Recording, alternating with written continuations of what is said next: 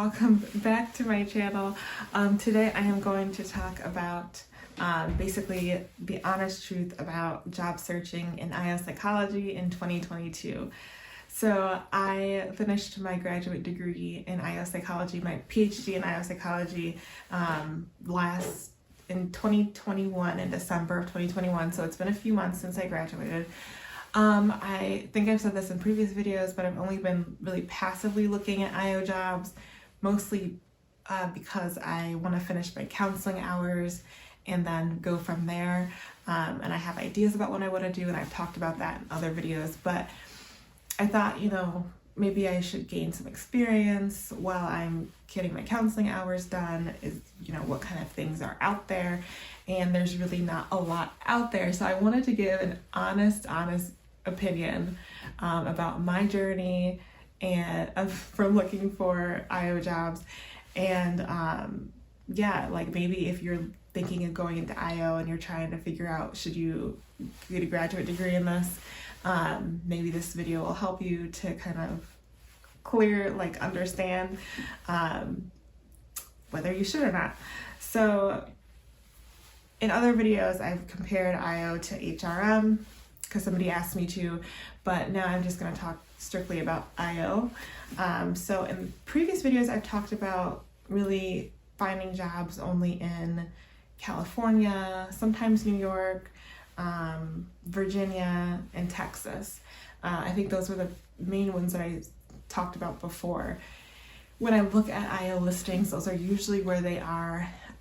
But I went on the U.S. Bureau of Labor Statistics, and in 2021, they said most of the IO jobs were in California, Virginia, Oregon, that's surprising, and Massachusetts.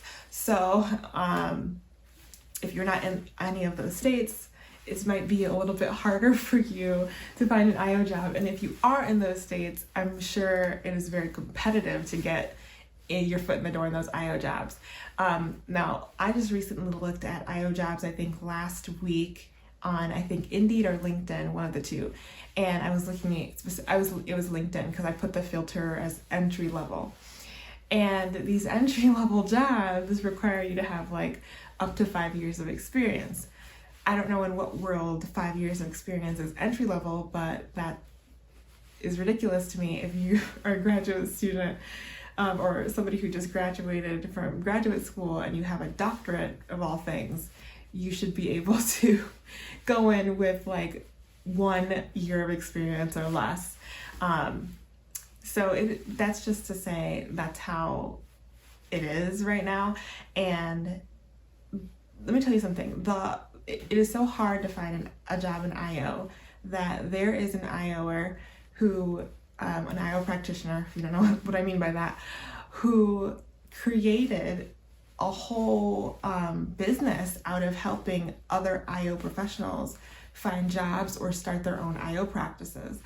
And I don't know how much money she's making from it, but apparently she is successful because I've joined her Facebook group and things like that, and there's a lot of engagement on it. But that just goes to show how many people are really looking for IO jobs and how many people have the maybe the education or they have some experience, but they can't find a job in the field.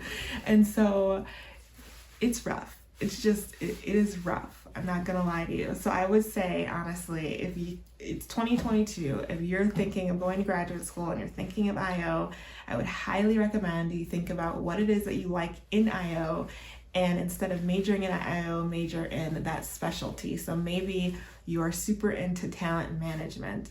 Okay, well, is there a degree that is more specific towards IO or towards talent management that you can get a master's or whatever in?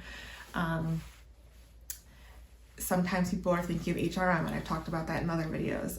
Sometimes people want to start their own businesses. In that case, it really doesn't matter if you get an IO or an MBA or something else.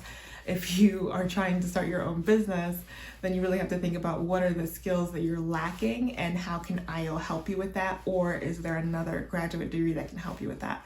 But if you're thinking of IO with the intention of getting a job somewhere, being hired being hired to be an IOer inside an organization,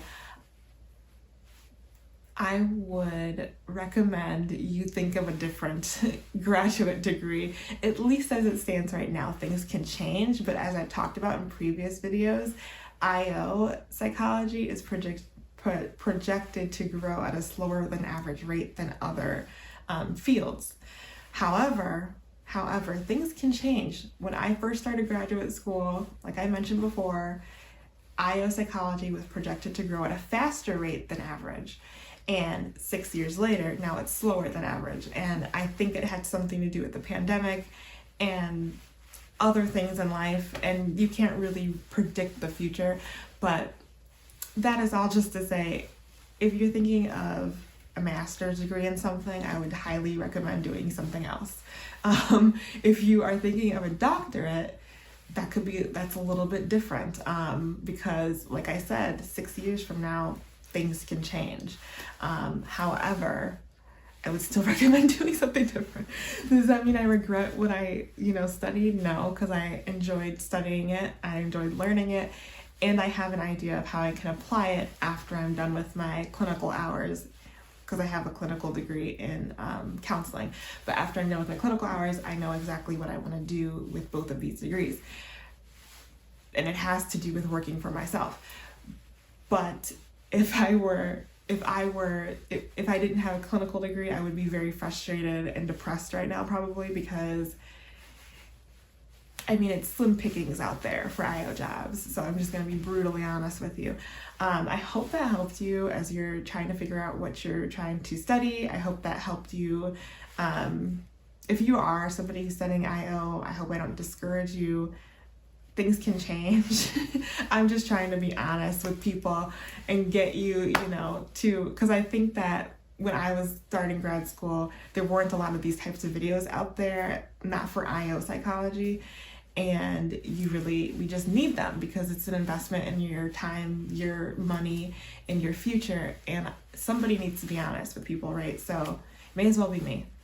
All right, so if you tell me about your experiences in graduate school or looking for a graduate school or whatever it is you're doing, I would love to hear about it. And don't forget to like and subscribe. Bye.